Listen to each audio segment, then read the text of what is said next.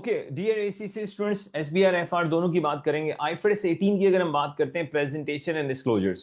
Of course IFRS 18 के आने के बाद आपकी फाइनेंशियल स्टेटमेंट पे आईफरएस 18 का बहुत बड़ा इंपैक्ट है, और उन फाइनेंशियल स्टेटमेंट में सबसे बड़ा इंपैक्ट हमें आईफरएस 18 का नजर आता है, आपके प्रॉफिट एंड लॉस पे आता है।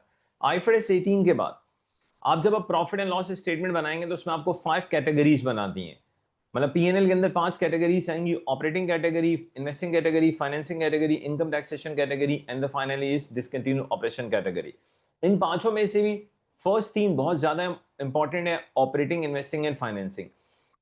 अच्छा, ऑपरेटिंग, इन्वेस्टिंग एंड फाइनेंसिंग में भी जब आप इनकम स्टेटमेंट बनाएंगे तो जिस ऑर्गेनाइजेशन के लिए आप इनकम स्टेटमेंट बना रहे हैं आपको ध्यान रखना है कि उसका मेन बिजनेस क्या है। For example IAS 40 investment property का जो फेयर वैल्यू मॉडल है, उसमें जो फेयर वैल्यू की चेंजेस हैं, वो फेयर वैल्यू का चेंज इन्वेस्टिंग कैटेगरी में भी आ सकता है, ऑपरेटिंग कैटेगरी में भी आ सकता है, डिपेंड करता है बिजनेस की नेचर के ऊपर।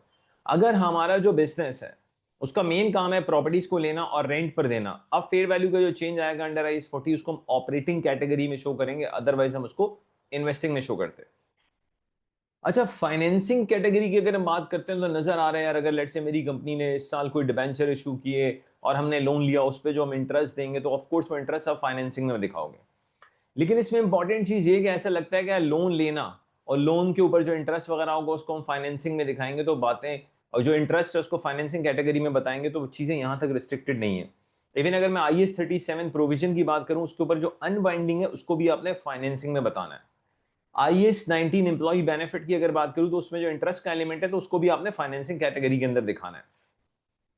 तो अपनी बात को समराइज करते हैं, IFRS 18 के बाद इनकम स्टेटमेंट के ऊपर बहुत बड़ा इंपैक्ट है, और 5 कैटेगरीज आप इनकम स्टेटमेंट में शो करेंगे: operating, investing, financing, income taxation and the discontinued operations. बाकी भाई अगर आप IFRS 18 बहुत डिटेल में देखना चाहते हैं तो ऑलरेडी यूट्यूब पे मेरी बहुत डिटेल वीडियो मौजूद है।